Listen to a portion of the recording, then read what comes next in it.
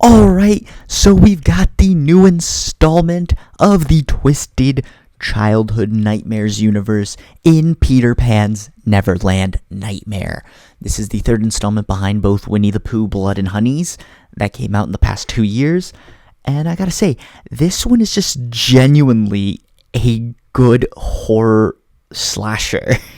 Like, it tells a really compelling story. It does a good job of making it fairly grounded, and even the fantastical elements are a little more believable. They do a good job of grounding this movie, which is so weird to say on such a silly premise.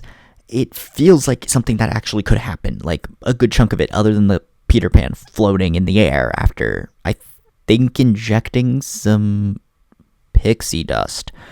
But yeah, the story is really interesting. It's really well told. It's consistent the whole way through, which is a shock. But it's just surprising, honestly. I'm giving it a hand grenade score here on the story. Cinematics are really good. You can tell that every single movie puts a little bit more into its budget to make it look and feel more cinematic and better for it.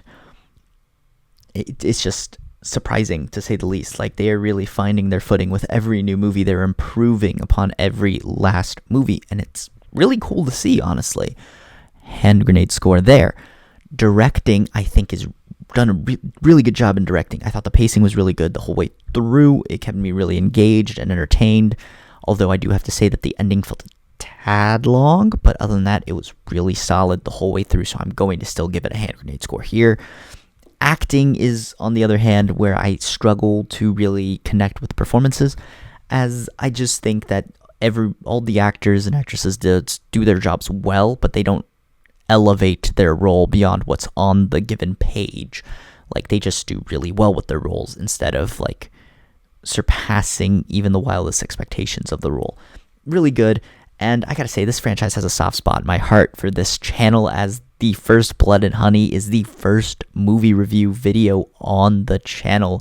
You can even tell that I was doing some different stuff back in those days with the video. Like, I literally just had random things going on, while now I just have that blank picture from the movie as I just stick to the podcast format. But yeah, soft spot in my heart. I love these movies because they are what inspired me to start making these reviews.